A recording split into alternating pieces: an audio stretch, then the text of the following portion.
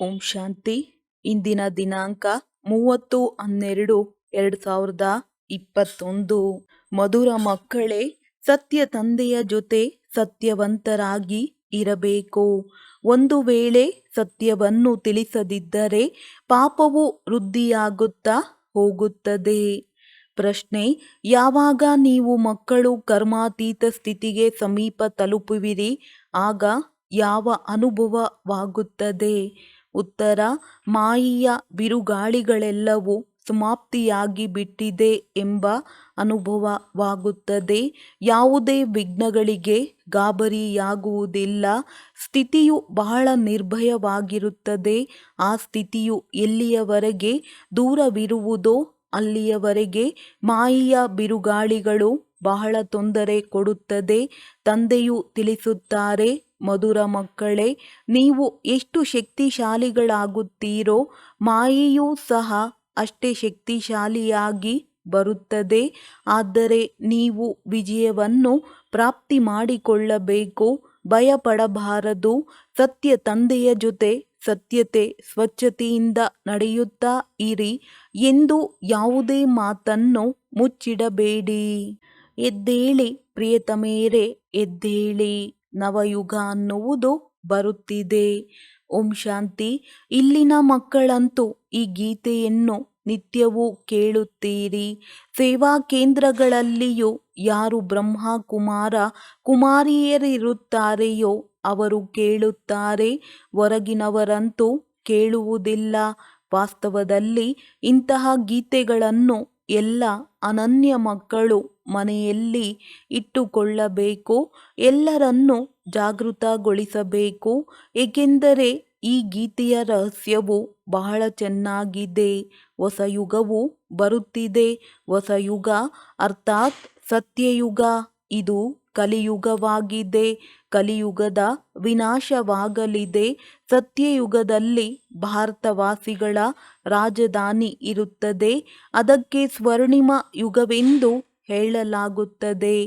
ಸ್ವರ್ಣಿಮ ಯುಗದಲ್ಲಿ ಸ್ವರ್ಣಿಮ ಭಾರತ, ಕಬ್ಬಿಣದ ಪ್ರಪಂಚದಲ್ಲಿ ಕಬ್ಬಿಣದ ಸಮಾನ ಭಾರತ. ಇದನ್ನು ನೀವೇ ತಿಳಿದುಕೊಂಡಿದ್ದೀರಿ. ಸತ್ಯಯುಗದಲ್ಲಿ ಮತ್ಯಾವುದೇ ಖಂಡವಾಗಲಿ ಅಥವಾ ಧರ್ಮಗಳಾಗಲಿ ಇರುವುದಿಲ್ಲ. ಈಗ ಕಲಿಯುಗವಾಗಿದೆ. ಇಲ್ಲಿ ಎಲ್ಲ ಧರ್ಮಗಳಿವೆ. ಭಾರತದ ಧರ್ಮವೂ ಇದೆ. ಆದರೆ ಆ ದೇವಿ ದೇವತಾ ಧರ್ಮವು ಈಗ ಇಲ್ಲ. ಪುನಃ ಅವಶ್ಯವಾಗಿ ಬರಬೇಕಾಗಿದೆ. ಆದ್ದರಿಂದ ನಾನು ಬಂದು ಅದನ್ನು ಸ್ಥಾಪನೆ ಮಾಡುತ್ತೇನೆಂದು ತಂದೆಯು ಹೇಳುತ್ತಾರೆ. ಮೊಟ್ಟಮೊದಲು ತಂದೆಯ ಪರಿಚಯ ಕೊಡಬೇಕಾಗಿದೆ. ಯಾರಾದರೂ ಶಾಸ್ತ್ರಗಳ ಮಾತನ್ನು ಮಾತನಾಡಿದರೆ ಅವರಿಗೆ ಹೇಳಬೇಕು, ಇವು ಭಕ್ತಿ ಮಾರ್ಗದ ಶಾಸ್ತ್ರಗಳಾಗಿವೆ. ಜ್ಞಾನ ಮಾರ್ಗದ ಶಾಸ್ತ್ರಗಳಿರುವುದಿಲ್ಲ. ಜ್ಞಾನ ಸಾಗರನೆಂದು ಪರಂಪಿತ ಪರಮಾತ್ಮನಿಗೆ ಹೇಳಲಾಗುತ್ತದೆ. ಅವರು ಬಂದು ಜ್ಞಾನವನ್ನು ಕೊಟ್ಟಾಗಲೇ ಸದ್ಗತಿಯಾಗುವುದು. ಈ ಗೀತೆ ಇತ್ಯಾದಿಗಳು ಸಹ ಭಕ್ತಿ ಮಾರ್ಗಕ್ಕಾಗಿ ಇದೆ. ನಾನಂತೂ ಬಂದು ನೀವು ಮಕ್ಕಳಿಗೆ ಜ್ಞಾನ ಮತ್ತು ಯೋಗವನ್ನು ಕಲಿಸುತ್ತೇನೆ. ನಂತರ ಮನುಷ್ಯರು ಶಾಸ್ತ್ರಗಳನ್ನು ರಚಿಸುತ್ತಾರೆ. ಅವು ಭಕ್ತಿ ಮಾರ್ಗದಲ್ಲಿ ಕೆಲಸಕ್ಕೆ ಬರುತ್ತದೆ. ಈಗ ನಿಮ್ಮದು ಏರುವ ಕಲೆಯಾಗಿದೆ. ತಂದೆಯು ಬಂದು ನಿಮಗೆ ಜ್ಞಾನವನ್ನು ತಿಳಿಸುತ್ತಾರೆ. ಸ್ವಯಂ ತಂದೆಯೇ ಹೇಳುತ್ತಾರೆ, ನಾನು ನಿಮಗೆ ಸದ್ಗತಿಗಾಗಿ ಯಾವ ಜ್ಞಾನವನ್ನು ಕೊಡುತ್ತೇನೆಯೋ ಅದು ಪ್ರಾಯಲೋಪವಾಗಿ ಬಿಡುತ್ತದೆ. ಈಗ ಯಾವುದೇ ಶಾಸ್ತ್ರ ಇತ್ಯಾದಿಗಳನ್ನು ಕೇಳಬೇಡಿ. ಆ ಆತ್ಮಿಕ ತಂದೆಯಂತೂ ಎಲ್ಲರಿಗೂ ಒಬ್ಬರೇ ಆಗಿದ್ದಾರೆ. ಅವರಿಂದಲೇ ಸದ್ಗತಿಯ ಆಸ್ತಿಯು ಸಿಗುತ್ತದೆ. ಇದಂತೂ ದುರ್ಗತಿ ಧಾಮವಾಗಿದೆ. ಸದ್ಗತಿ ಧಾಮವೆಂದು ಸತ್ಯಯುಗಕ್ಕೆ ಹೇಳಲಾಗುತ್ತದೆ. ಯಾರಾದರೂ ವೇದಗಳು, ಶಾಸ್ತ್ರಗಳು ಅಥವಾ ಗೀತೆಯ ಮಾತನ್ನು ಮಾತನಾಡಿದರೆ ಹೇಳಿರಿ, ನಾವು ಎಲ್ಲವನ್ನೂ ತಿಳಿದುಕೊಂಡಿದ್ದೇವೆ. ಆದರೆ ಇದು ಭಕ್ತಿಯದ್ದಾಗಿದೆ.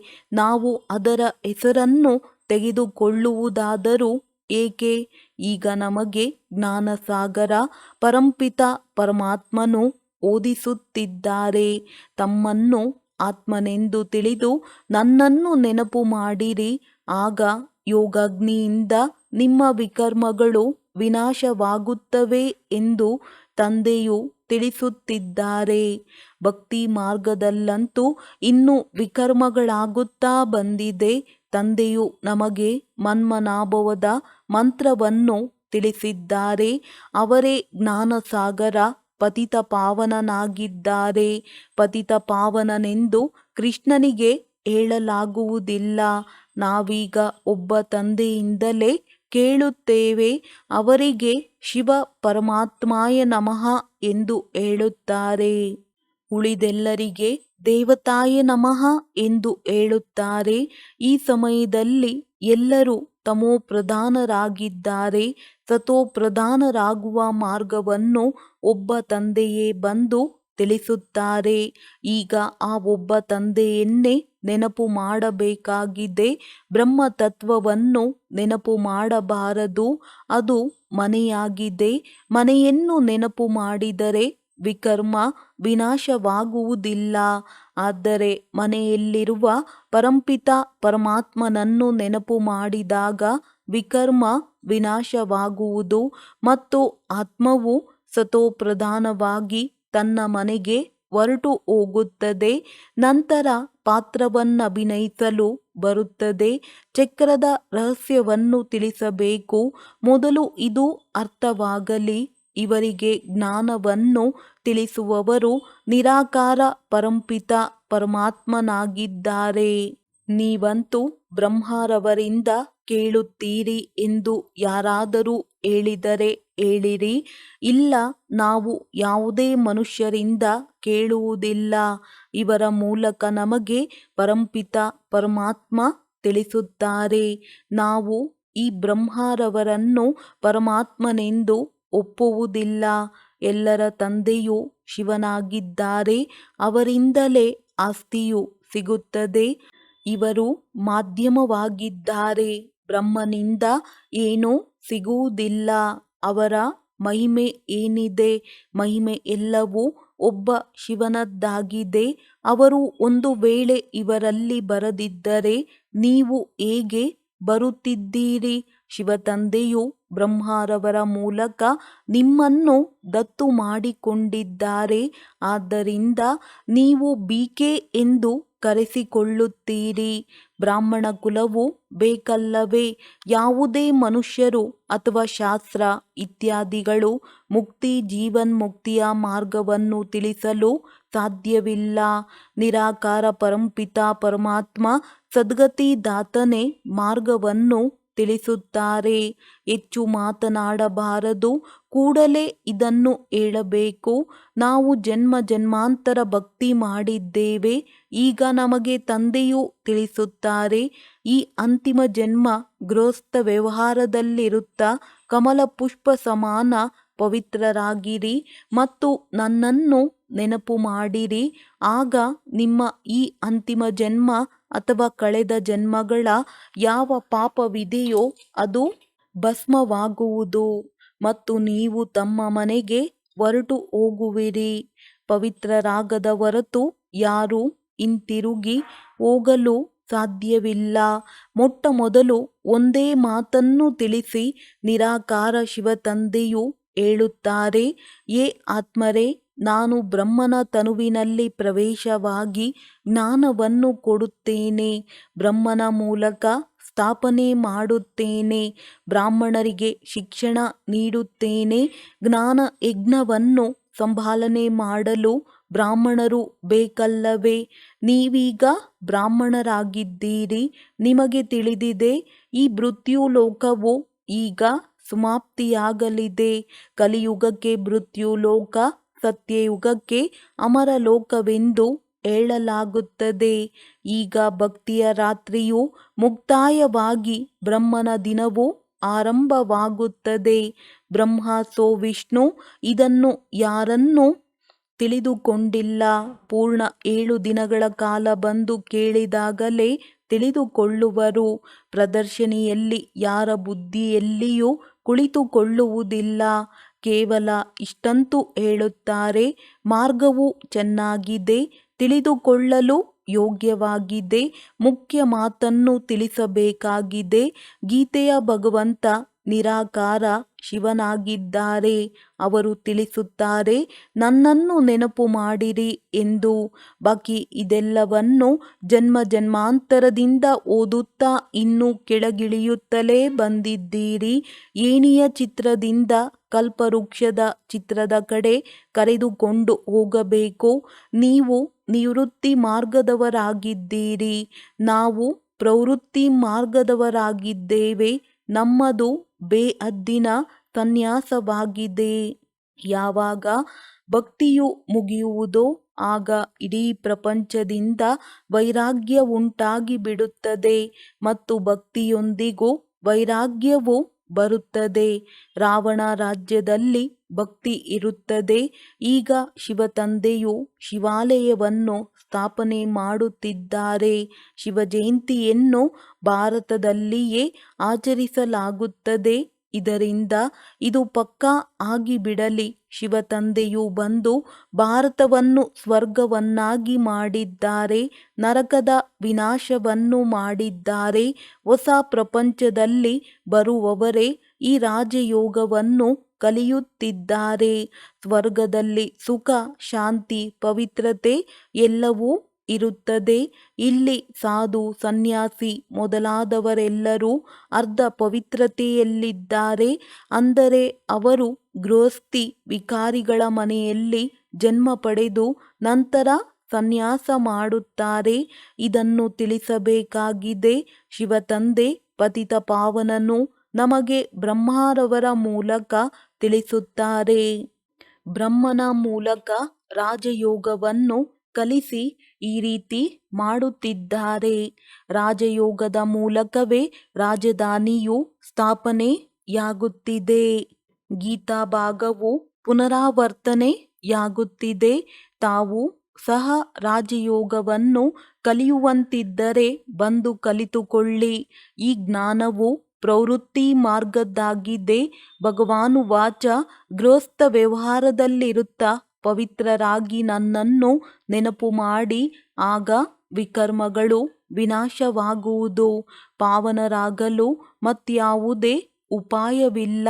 ಸ್ವಲ್ಪವೇ ಮಾತನಾಡಬೇಕು, ತಬ್ಬಿಬ್ಬಾಗಬಾರದು. ತಂದೆಯು ತಿಳಿಸಿದ್ದಾರೆ, ರಾತ್ರಿಯಲ್ಲಿ ಕುಳಿತು ವಿಚಾರ ಮಾಡಿರಿ. ಇಂದು ಇಡೀ ದಿನದಲ್ಲಿ ಯಾವುದು ಕಳೆದು ಹೋಯಿತೋ, ಯಾವ ಸೇವೆಯು ಆಗಬೇಕಿತ್ತೋ ಅದು ಡ್ರಾಮಾ ಅನುಸಾರ ಆಯಿತು. ಪುರುಷಾರ್ಥವಂತೂ ನಡೆಯಬೇಕಲ್ಲವೇ? ಪ್ರದರ್ಶನಿಯಲ್ಲಿ ಮಕ್ಕಳು ಎಷ್ಟೊಂದು ಪರಿಶ್ರಮ ಪಡುತ್ತಾರೆ, ಇದನ್ನು ನೀವು ತಿಳಿದುಕೊಂಡಿದ್ದೀರಿ. ಮಾಯೆಯ ಬಿರುಗಾಳಿಗಳು ಬಹಳ ಕಠಿಣವಾಗಿದೆ. ಬಾಬಾ ಇವನ್ನು ನಿಲ್ಲಿಸಿ, ನಮಗೆ ಯಾವುದೇ ವಿಕಲ್ಪ ಬರದಿರಲಿ ಎಂದು ಮಕ್ಕಳು ಹೇಳುತ್ತಾರೆ.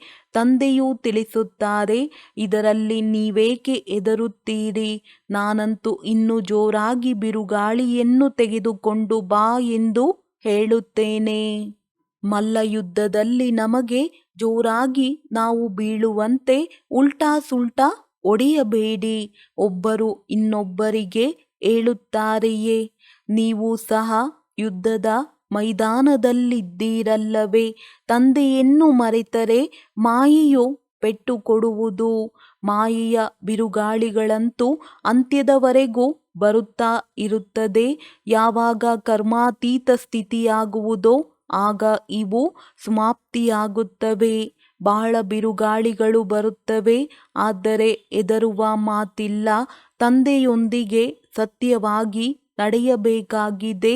ಸತ್ಯ ಚಾರ್ಟನ್ನು ಕಳುಹಿಸಬೇಕಾಗಿದೆ. ಕೆಲವು ಮಕ್ಕಳು ಮುಂಜಾನೆ ಎದ್ದು ನೆನಪಿನಲ್ಲಿ ಕುಳಿತುಕೊಳ್ಳುವುದೇ ಇಲ್ಲ, ಮಲಗಿರುತ್ತಾರೆ.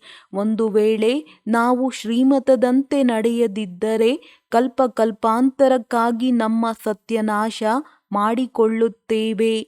ಬಹಳ ದೊಡ್ಡ ಪೆಟ್ಟು ತಿನ್ನುತ್ತಿದ್ದೇವೆ ಎಂಬುದನ್ನೇ ತಿಳಿದುಕೊಳ್ಳುವುದಿಲ್ಲ. ಇಂತಹ ಮಕ್ಕಳು ಇದ್ದಾರೆ. ಯಾರು ಎಂದೂ ಸತ್ಯವನ್ನೇ ಹೇಳುವುದಿಲ್ಲ. ಅಂಥವರ ಗತಿ ಏನಾಗುವುದು? ಬೀಳುತ್ತಾರೆ. ಮಾಯೆಯು ದೊಡ್ಡ ಪೆಟ್ಟು ಕೊಡುತ್ತದೆ, ಅದು ತಿಳಿಯುವುದೇ ಇಲ್ಲ. ಇಡೀ ದಿನ ಪರಚಿಂತನೆಯಲ್ಲಿಯೇ ಇರುತ್ತಾರೆ. ಸತ್ಯವನ್ನು ತಿಳಿಸದಿದ್ದರೆ ಮತ್ತೆ ವೃದ್ಧಿಯಾಗುತ್ತಾ ಹೋಗುತ್ತದೆ. ಇಲ್ಲದಿದ್ದರೆ ಸತ್ಯವನ್ನು ತಿಳಿಸಬೇಕಲ್ಲವೇ? ಇಂದು ನಾನು ಈ ತಪ್ಪು ಮಾಡಿದೆನು, ಸುಳ್ಳು ಹೇಳಿದೆನು ಎಂದು ಒಂದು ವೇಳೆ ಸತ್ಯವನ್ನು ತಿಳಿಸದಿದ್ದರೆ ವೃದ್ಧಿಯಾಗುತ್ತಾ ಹೋಗುವುದು. ಮತ್ತೆಂದು ಸತ್ಯವಂತರಾಗುವುದೇ ಇಲ್ಲ. ಬಾಬಾ, ನಾವು ಇಂತಿಂತಹ ಡಿಸ್ಸರ್ವಿಸ್ ಮಾಡಿದೆವು, ನಮ್ಮನ್ನು ಕ್ಷಮಿಸಿ ಎಂದು ತಿಳಿಸಬೇಕಲ್ಲವೇ? ಸತ್ಯವನ್ನು ತಿಳಿಸದಿದ್ದರೆ ಅಂಥವರು ಹೃದಯವನ್ನೇರುವುದಿಲ್ಲ. ಸತ್ಯತೆಯು ಸೆಳೆಯುತ್ತದೆ. ಮಕ್ಕಳೂ ಸಹ ಸ್ವಯಂ ತಿಳಿದುಕೊಂಡಿದ್ದೀರಿ. ಯಾರ್ಯಾರು ಒಳ್ಳೆಯ ಸರ್ವಿಸ್ ಮಾಡುತ್ತಾರೆ? ಒಳ್ಳೊಳ್ಳೆಯ ಮಕ್ಕಳು ಬಹಳ ಕಡಿಮೆ ಇದ್ದಾರೆ. ವಿಚಾರ ಮಾಡುತ್ತೇನೆ, ಹಳ್ಳಿಗಳಲ್ಲಿಯೂ ಒಳ್ಳೊಳ್ಳೆಯ ಕನ್ಯೆಯರನ್ನು ಕಳುಹಿಸಿದರೆ ತಂದೆಯು ನಮ್ಮ ಬಳಿ ಬಾಂಬೆಯ ಹೆಡ್, ಕಲ್ಕತ್ತಾದ ಹೆಡ್ಡನ್ನು ಕಳುಹಿಸಿದ್ದಾರೆಂದು ಬಹಳ ಖುಷಿ ಪಡುವರು. ಯಾರು ಸಿಕ್ಕಿದರೂ ಸಹ ಅವರಿಗೆ ನೇರ ಮಾತನ್ನು ತಿಳಿಸಬೇಕು. ಪರಂಪಿತ ಪರಮಾತ್ಮನು ಸಂಗಮದಲ್ಲಿ ಬಂದು ಈ ಮಹಾಮಂತ್ರವನ್ನು ಕೊಡುತ್ತಾರೆ, ನನ್ನೊಬ್ಬನನ್ನೇ ನೆನಪು ಮಾಡಿರಿ ಎಂದು. ತಂದೆಯು ರಾಜಯೋಗವನ್ನು ನಿಮಗೆ ಕಲಿಸುತ್ತಾರೆ. ಅನ್ಯರಿಗೂ ಮಾರ್ಗವನ್ನು ತೋರಿಸುವುದು ನಿಮ್ಮ ಕರ್ತವ್ಯವಾಗಿದೆ. ಕಲ್ಕತ್ತೆಗೆ ನಡೆಯಿರಿ ಎಂದು ಮಕ್ಕಳು ಹೇಳುತ್ತಾರೆ. ಆದರೆ ತಂದೆಯು ಮಕ್ಕಳ ವಿನಃ ಯಾರೊಂದಿಗೂ ಮಾತನಾಡಲು ಸಾಧ್ಯವಿಲ್ಲ. ನಂತರ ಇವರು ಯಾರೊಂದಿಗೂ ಮಿಲನ ಮಾಡುವುದೇ ಇಲ್ಲ ಎನ್ನುತ್ತಾರೆ. ಏಕೆಂದರೆ ಅವರದ್ದು ಭಕ್ತಿಯ ಮಾತುಗಳಾಗಿವೆ. ಆತ್ಮರ ತಂದೆ ಯಾರೆಂಬುದನ್ನು ಯಾರೂ ತಿಳಿಸಲು ಸಾಧ್ಯವಿಲ್ಲ. ಶಿವ ತಂದೆಯಂತೂ ಬರುವುದೇ ಭಾರತದಲ್ಲಿ. ಇಂತಹ ಮಾತುಗಳನ್ನು ತಿಳಿಸುವುದರಲ್ಲಿ ಗಂಟೆಗಳೇ ಹಿಡಿಸುವುದು. ತಂದೆಯಂತೂ ಯಾರೊಂದಿಗೂ ಮಿಲನ ಮಾಡುವುದಿಲ್ಲ. ಮಕ್ಕಳೇ ತಲೆಕೆಡಿಸಿಕೊಳ್ಳಬೇಕಾಗಿದೆ. ಇಲ್ಲಿಯೂ ನೋಡಿ, ಸುಧಾರಣೆ ಮಾಡುವುದಕ್ಕಾಗಿ ಮಕ್ಕಳ ಜೊತೆ ಎಷ್ಟೊಂದು ಪರಿಶ್ರಮ ಪಡಬೇಕಾಗುತ್ತದೆ. ತಂದೆಗೆ ಯಾರು ಸತ್ಯ ಸಮಾಚಾರವನ್ನು ತಿಳಿಸುವುದೇ ಇಲ್ಲ. ಬಾಬಾ, ನಾವು ಸನ್ಯಾಸಿಗಳೊಂದಿಗೆ ಮಾತನಾಡಿದೆವು, ಅವರ ಪ್ರಶ್ನೆಗೆ ಉತ್ತರ ನೀಡಲಾಗಲಿಲ್ಲ. ನಾವು ಈ ತಪ್ಪು ಮಾಡಿದೆವು. ಇಡೀ ದಿನ ಏನೇನು ಮಾಡುತ್ತೇವೆಂಬುದನ್ನು ಬರೆಯಬೇಕು. ತಂದೆಯು ಮಕ್ಕಳಿಗೆ ತಿಳಿಸಿದ್ದಾರೆ, ನನ್ನೊಂದಿಗೆ ಕೇಳದೆ ಯಾರದೂ ಪತ್ರವನ್ನು ಬರೆಯಬೇಡಿ. ತಂದೆಯೊಂದಿಗೆ ಕೇಳಿದಾಗ ತಂದೆಯು ಇಂತಹ ಮತವನ್ನು ಕೊಡುತ್ತಾರೆ, ಯಾವುದರಿಂದ ಅವರ ಕಲ್ಯಾಣವಾಗುತ್ತದೆ. ತಂದೆಯ ಬಳಿ ಪತ್ರವನ್ನು ಬರೆದು ಕಳುಹಿಸಿರಿ, ಆಗ ತಂದೆಯು ಅದನ್ನು ತಿದ್ದುಪಡಿ ಮಾಡುವರು. ತಂದೆಯಂತೂ ಯುಕ್ತಿಯನ್ನು ತಿಳಿಸುತ್ತಾರೆ. ದೇಹಿ ಅಭಿಮಾನಿಯಾಗಿ ಬರೆದರೆ ಅದನ್ನು ಓದಿ ಅವರು ಗದ್ಗದಿತರಾಗಿ ಬಿಡುತ್ತಾರೆ. ಶಿಕ್ಷಣವನ್ನು ಬಹಳ ಚೆನ್ನಾಗಿ ಕೊಡಲಾಗುತ್ತದೆ. ಲಕ್ಷ್ಮೀ ನಾರಾಯಣರಾಗುವುದೇ ನಿಮ್ಮ ಗುರಿ ಧ್ಯೇಯವಾಗಿದೆ. ಇವರು ನಿಮ್ಮ ತಂದೆ, ಶಿಕ್ಷಕ, ಗುರು, ಸಹೋದರ ಎಲ್ಲವೂ ಆಗಿದ್ದಾರೆ. ಪ್ರತಿ ಮಾತಿನಲ್ಲಿ ಸಲಹೆಯನ್ನು ಕೊಡುತ್ತಾ ಇರುತ್ತಾರೆ. ಇದರಿಂದ ನಿಮ್ಮ ಜವಾಬ್ದಾರಿಯು ಕಳೆಯುವುದು. ಏಕೆಂದರೆ ಶ್ರೀಮತದಂತೆ ನಡೆದಿರಲ್ಲವೇ? ಉದ್ಯೋಗ ವ್ಯವಹಾರಗಳಿಗಾಗಿಯೂ ತಿಳಿಸುತ್ತಾರೆ. ಕೆಲವೊಂದೆಡೆಗೆ ಸಂದಿಗ್ಧ ಪರಿಸ್ಥಿತಿಯಲ್ಲಿ ಅನ್ಯರ ಕೈಯಿಂದ ಭೋಜನ ಮಾಡಬೇಕಾಗುತ್ತದೆ. ಇಲ್ಲದಿದ್ದರೆ ಉದ್ಯೋಗವು ಬಿಟ್ಟು ಹೋಗುತ್ತದೆ. ಟೀ ಕಾಫಿ ಕುಡಿಯದಿದ್ದರೆ ಅಧಿಕಾರಿಗಳು ಮುನಿಸಿಕೊಳ್ಳುವರು. ಅಂತಹ ಸಮಯದಲ್ಲಿ ನಾವು ಈ ಸಮಯದಲ್ಲಿ ಟೀ ಕುಡಿಯುವುದಿಲ್ಲ, ನಮಗೆ ತೊಂದರೆ ಇದೆ ಎಂದು ಯುಕ್ತಿಯಿಂದ ಹೇಳಬೇಕು. ಮದುವೆ ಮುಂಜಿಗಳಿಗೆ ಹೋಗದಿದ್ದರೆ ಮುನಿಸಿಕೊಳ್ಳುತ್ತಾರೆ. ಆದ್ದರಿಂದ ಈಗೀಗೆ ಮಾಡಿ ಎಂದು ತಂದೆಯು ಎಲ್ಲ ಯುಕ್ತಿಗಳನ್ನು ತಿಳಿಸುತ್ತಾರೆ. ಒಳ್ಳೆಯದು. ಮಧುರಾತಿ ಮಧುರ ಅಗಲಿ ಹೋಗಿ ಮರಳಿ ಸಿಕ್ಕಿರುವ ಮಕ್ಕಳ ಪ್ರತಿ ಮಾತಾಪಿತಾ ಬಾಪ್ದಾದಾರವರ ನೆನಪು, ಪ್ರೀತಿ ಹಾಗೂ ಸುಪ್ರಭಾತ. ಆತ್ಮಿಕ ಮಕ್ಕಳಿಗೆ ಆತ್ಮಿಕ ತಂದೆಯ ನಮಸ್ತೆ. ಧಾರಣೆಗಾಗಿ ಮುಖ್ಯ ಸಾರ. ತಂದೆಯೊಂದಿಗೆ ಸದಾ ಸತ್ಯವಾಗಿರಬೇಕಾಗಿದೆ. ಹೃದಯ ಸಿಂಹಾಸನಾಧಿಕಾರಿಗಳಾಗಲು ಶ್ರೀಮತದಂತೆ ಸಂಪೂರ್ಣ ನಡೆಯಬೇಕಾಗಿದೆ. ಯುದ್ಧದ ಮೈದಾನದಲ್ಲಿ ಮಾಯೆಯ ವಿಕಲ್ಪಗಳು, ವಿಘ್ನಗಳಿಗೆ ಹೆದರಬಾರದು. ತಮ್ಮ ಸತ್ಯವಾದ ಚಾರ್ಟ್ ಇಟ್ಟುಕೊಳ್ಳಬೇಕು. ಪರಚಿಂತನೆ ಮಾಡಬಾರದು. ವರದಾನ: ಸ್ವಸ್ಥಿತಿಯ ಮೂಲಕ ಸರ್ವ ಪರಿಸ್ಥಿತಿಗಳನ್ನು ಎದುರಿಸುವಂತಹ ಅವ್ಯಕ್ತ ಸ್ಥಿತಿಯ ಅಭ್ಯಾಸಿ ಭವ. ಯಾವಾಗ ಅವ್ಯಕ್ತ ಸ್ಥಿತಿಯ ಅಭ್ಯಾಸದ ಹವ್ಯಾಸಿಯಾಗಿ ಬಿಡುತ್ತೀರಿ, ಆಗಲೇ ಸ್ವಸ್ಥಿತಿಯ ಮೂಲಕ ಪ್ರತಿಯೊಂದು ಪರಿಸ್ಥಿತಿಯನ್ನು ಎದುರಿಸಬಹುದು. ಹಾಗೆಯೇ ಈ ಹವ್ಯಾಸವು ನ್ಯಾಯಾಲಯಕ್ಕೆ ಹೋಗುವುದರಿಂದ ರಕ್ಷಿಸುತ್ತದೆ. ಆದ್ದರಿಂದ ಈ ಅಭ್ಯಾಸವನ್ನು ಸ್ವಾಭಾವಿಕ ಹಾಗೂ ಸ್ವಭಾವವನ್ನಾಗಿ ಮಾಡಿಕೊಂಡಾಗ ಪ್ರಾಕೃತಿಕ ವಿಕೋಪಗಳಾಗಲಿ, ಏಕೆಂದರೆ ಯಾವಾಗ ಎದುರಿಸುವಂಥವರು ಸ್ವಸ್ಥಿತಿಯಿಂದ ಪ್ರತಿಯೊಂದು ಪರಿಸ್ಥಿತಿಯನ್ನು ಪಾರು ಮಾಡುವಂತಹ ಶಕ್ತಿಯನ್ನು ಧಾರಣೆ ಮಾಡಿಕೊಳ್ಳುತ್ತಾರೆಯೋ, ಆಗಲೇ ಪರದೆಯು ತೆರೆಯಲ್ಪಡುವುದು. ಇದಕ್ಕಾಗಿ ಹಳೆಯ ಹವ್ಯಾಸಗಳಿಂದ, ಹಳೆಯ ಸಂಸ್ಕಾರಗಳಿಂದ, ಹಳೆಯ ಮಾತುಗಳಿಂದ ಸಂಪೂರ್ಣವಾಗಿ ವೈರಾಗ್ಯವಿರಲಿ. ಸ್ಲೋಗನ್: ಸ್ವಯಂವನ್ನು ನಿಮಿತ್ತ ಮಾಡುವವನೆಂದು ತಿಳಿದುಕೊಳ್ಳುತ್ತೀರೆಂದರೆ ಯಾವುದೇ ಕರ್ಮದಲ್ಲಿ ಸುಸ್ತಾಗಲು ಸಾಧ್ಯವಿಲ್ಲ. ಒಳ್ಳೆಯದು. ಓಂ ಶಾಂತಿ.